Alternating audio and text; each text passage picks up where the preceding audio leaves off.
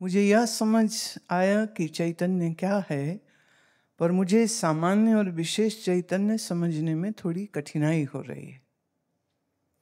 सामान्य और विशेष का जो फर्क है वो ऐसे जानो जैसे सामान्य अग्नि सब जगह है, क्योंकि पंच तत्वों से सारी सृष्टि हुई है। तो इस नाते पृथ्वी, जल, अग्नि, वायु, आकाश सब बनी हुई चीज़ों में उसका मूल जो मसाला है वो तो यही पांच हैं। अब जब हम कहते हैं कि अग्नि सब जगह है, तो इसका मतलब पेड़ हो, पहाड़ हो, पत्थर हो, मेज हो, कुर्सी हो कि मनुष्य हो, वो अग्नि तो सब जगह है। तारा हो, नक्षत्र हो, सब में है, सब ग्रहों में है। लेकिन इसी अग्नि का एक विशेष रूप है, वो है जो ज्योति के रूप में हमें दिखता है।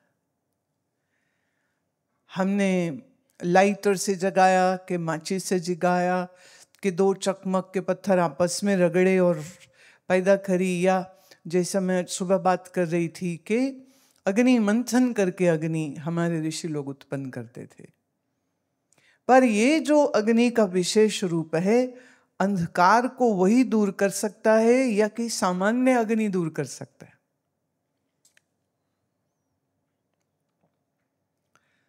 अंधेरे को दूर सामान्य अग्नि नहीं कर सकती। जिस मकान में अंधेरा है उस मकान की दीवार, जमीन, पलंग, अलमारी, अग्नि तो सब में है, पर अंधेरा थोड़ी दूर हो जाएगा। अंधेरा दूर कब होगा? जब विशेष रोशनी। अब जो पानी में अग्नि है उसी को हाइड्रो डैम के जरिए उत्पन्न करके ट्रांसफार्मर्स और बिजली की वायर्स के जरिए पूरा स्प्रेड आउट करके हमारे घर में जो मीटर के जरिए आ रही है बिजली, या हम वो स्विच ऑन कर लें या हम मोमबत्ती जला लें। तो ये अग्नि का विशेष रूप हो गया। तो अंधेरा कौन दूर करेगा? विशेष रूप, सामान्य नहीं करेगा। इसी तरह से सच्चित आनंद व्यापक चैतन्य तो सर्वव्यापक है, तो इसका मतलब चैतन्य तो सब जगह पर है। लेकिन मैं, जिसकी हमने कल बात करी थी, मैं को जीव रूप से जानना, ये चैतन्य का विशेष रूप नहीं होगा। मन में जो प्रतिबिंबित हो रहा है, रिफ्लेक्ट जो हो रहा है, ये चैतन्य मूल सच्चिदानंद ही है। ये जानना चैतन्य का विशेष स्वरूप हो गया।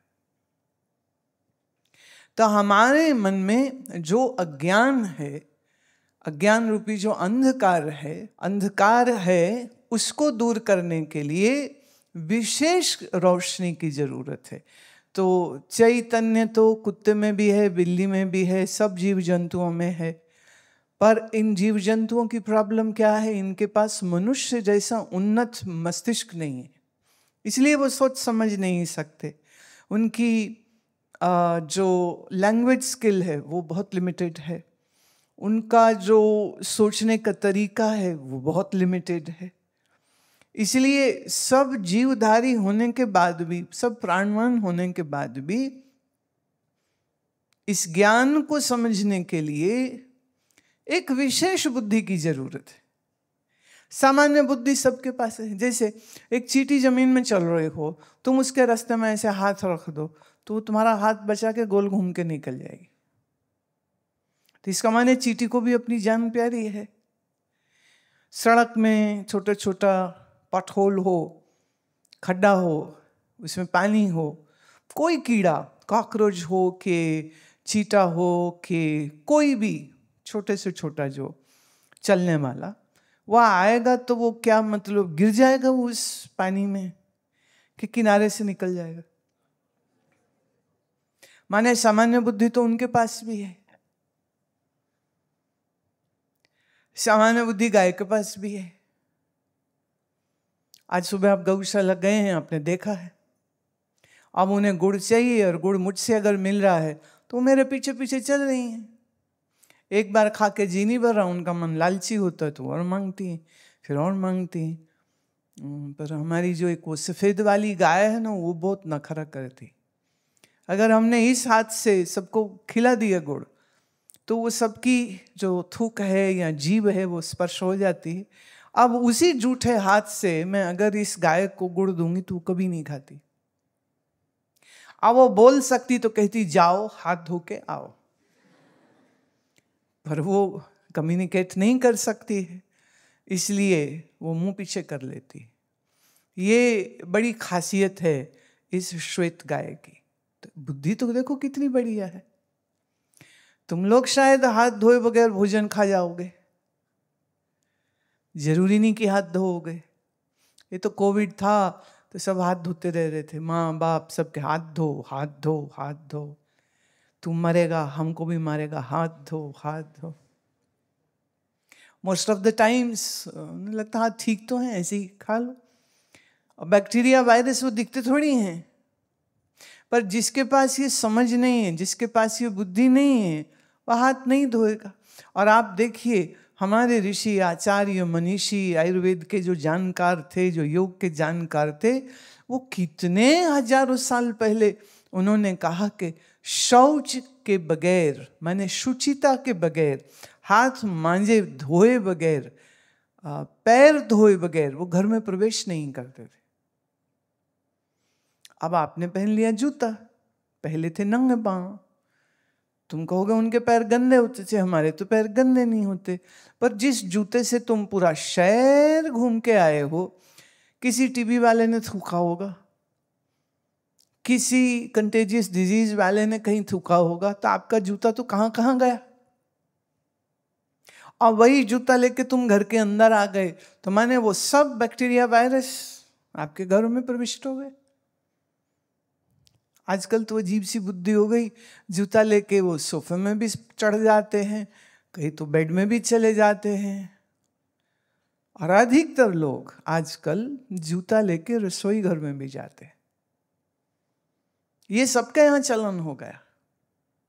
फैशन के नाम पे, या हम बड़े मॉडर्न हैं, या हम बाबूजी हैं, हम गोरा साहब के नकली बंदर हैं, इसलिए जूता पहनो और रसोई घर में जाओ।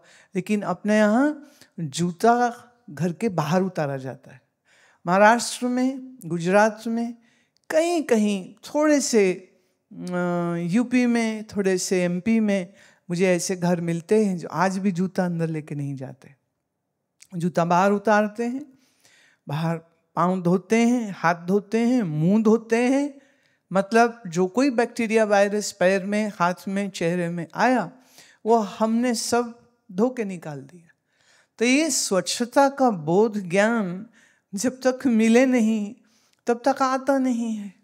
तो हम ज्यों ज्यों ज्ञान लेते हैं तो हमारी बुद्धि अच्छी होती है। और इस ब्रह्म विद्या को लेने के लिए तो बुद्धि और भी सात्विकी चाहिए। जो झूठ, चोरी, यारी, बेईमानी, ठगी आदि आदि पाप कर्म करता है, ऐसे व्यक्ति को नंबर 1 सत्संग कभी सुनने को नहीं मिलेगा। 2 ऐसा कोई मौका आ भी जाए कि कोई बुला ही रहा, आ जाओ भाई सत्संग, तो उसको 10 काम आ जाएंगे, नहीं तो वो बीमारी हो जाएगा, नहीं आएगा। मान लो कोई उसको उठा के ले ही आया तो वो यहाँ आके सो जाएगा। तो जब कोई सत्संग में सोता हुआ दिखे, कम से कम मेरे सत्संग में सोता हुआ दिखे, तो जानना उसके पाप कितने बड़े होंगे कि यहाँ आकर के भी वो सो गया। तो बुद्धि और जीवन बहुत सत्वगुणी होना चाहिए। आइए सत्वगुणी बुद्धि आप प्रयास से बनाते हैं। अब इसी सत्वगुणी बुद्धि से जब आप ज्ञान श्रवण करते हैं तो ये ज्ञान आपको आपके विशेष स्वरूप का बोध कराता है। सामान्य बुद्धि नहीं, विशेष बुद्धि चाहिए। ऐसे ही सामान्य चेतन का लाभ कोई नहीं है, वह चैतन्य मैं ही हूं। अंतःकरण में जो छलका, जो रिफ्लेक्ट हुआ वो जीव नहीं, मैं मूल रूप से चैतन्य में ही हूं, ये विशेष हो गया। इसलिए सामान्य चैतन्य और विशेष चेतन, ये दो भेद जो है ये किए जाते हैं। समान रूप से तो सभी ऐसा समझते हैं कि हम जानते हैं इसलिए, जान सकते हैं इसलिए हम चेतन हैं, पर चैतन्य की तो ये असली परिभाषा है ही नहीं। परिभाषा क्या है? जो स्वयं को जाने, दूसरे को जाने, और स्वयं को जानने के लिए उसे किसी की आवश्यकता ना हो, राइट?